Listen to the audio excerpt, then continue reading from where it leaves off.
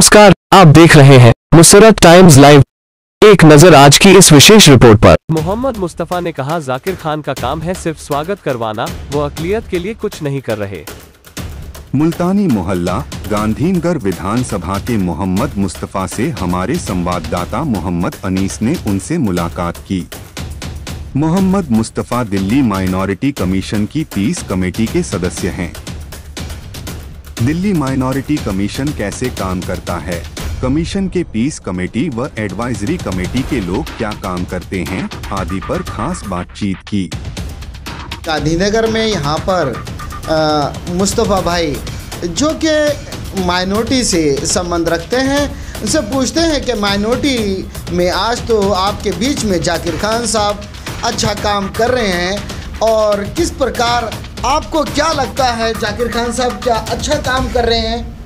जाकिर साहब जब से अक़लियती माइनॉरिटी के चेयरमैन बने हैं दिल्ली में, बस रोज़ को रोज़ स्वागत होते हैं। उनका काम है स्वागत कराना। मैं हैरान हूँ कि हिंदुस्तान में इतना बड़ा वाक़या हो गया, धर्म संसद हुई और उसमें खुला चैलेंज किया गया कि हम 40 लाख मुसलमानों को कत्ल किया जाए और मेहमान बना दिया जाए। बड़े अफसोस की बात है कि जाकिर साहब को 10 दिन बाद भी ये पता नहीं लगा कि ये क्या हुआ है, जबकि दिल्ली में भी हुआ, उत्तराखंड में भी हुआ। लेकिन ऐसा चेयरमैन जिसे यही ना पता हो कि ये हुआ, वो क्या काम करेगा? 5 साल में सिर्फ स्वागत कराते हैं और चले जाते हैं। पैसा मिलता है माइनॉरिटी के लिए, उस पैसे को खर्च नहीं किया जाता।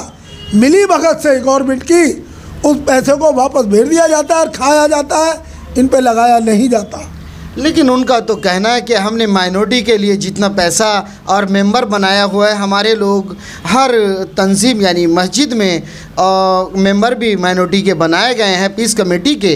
तो क्या ऐसा नहीं लगता जो काम कर रहे हैं माइनॉरिटी के लोग और पीस कमेटी के लोग, वो आंखें मूंदे हुए हैं?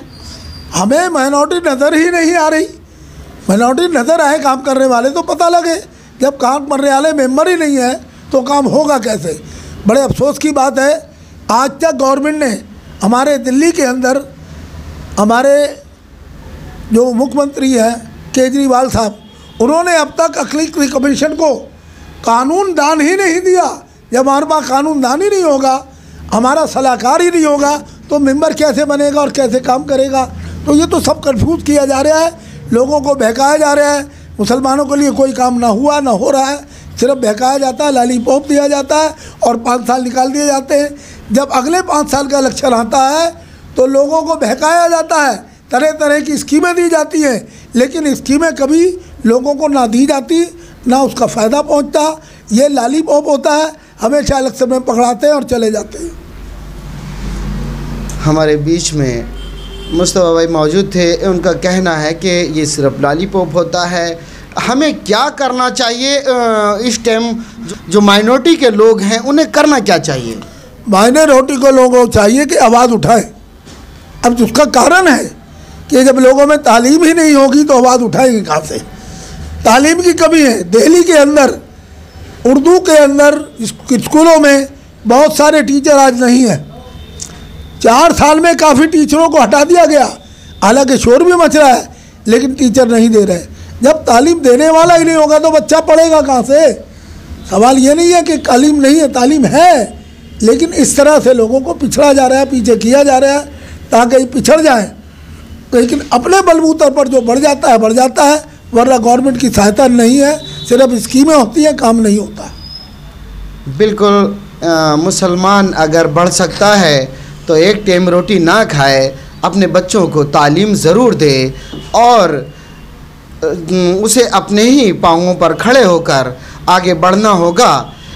सेहत के मामले में हो चाहे किसी भी मामले में हो, अपने बच्चों को पढ़ाएं, तालीम के लिए ज़रूर आगे बढ़ाएं। सेहत जब ही बनेगी जब वो तालीम का होगा, रोज़गार जब ही होगा जब वो तालीम बेहतर होगी।